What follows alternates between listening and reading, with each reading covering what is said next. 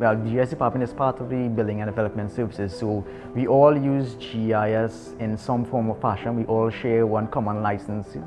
And basically, my office is right next to there, so they could come over and ask me any question at any point in time, and they get the result instantly.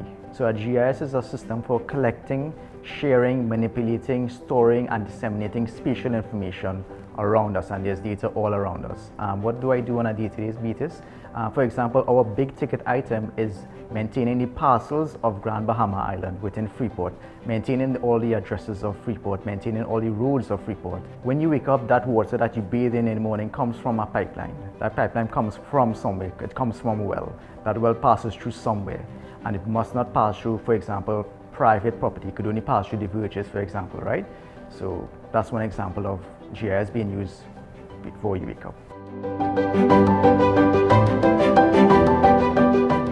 Based on the topography of Grand Bahama Island, the North Shore is very low-lying. The Southern Shore has more of the ridges, and it comes from east to west or west to east on those ridges. If a storm comes from the north, it's going to be more impactful in terms of storm surges than if it was to come from the south.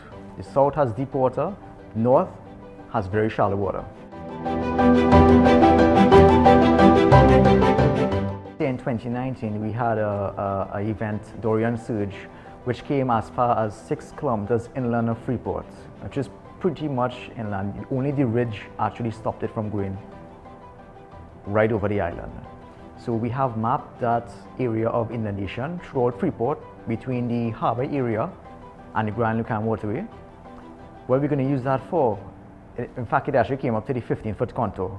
So any buildings that are to be constructed between the 0 to 5 contour, we recommend using GIS that you build 2 stories. Between 10 and between 5 and 10 feet contour that you may build your structure, we advise you to also look forward to building upward. So 0 to 5, build on stilts, 5 to 10, build 2 stories, and then 10 to 15, we advise you to build on 2 stories in the event of something was to occur in the future.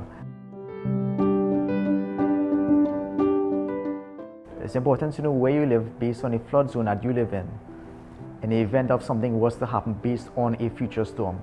Before a hurricane, or before the hurricane season or during the hurricane season, the Gbpa will acquire the official hurricane shelters from NEMA.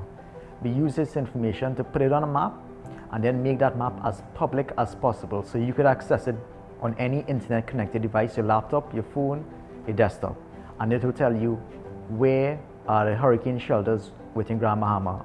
And the question is, where is the hurricane shelter closest to you as a member of the public? So you need to know where to go to in the event of something was to happen. Knowing where you live in terms of a flood zone, if you can't be impacted, you can prepare for evacuation. You could protect your own lives. You could protect the people that you love, your family.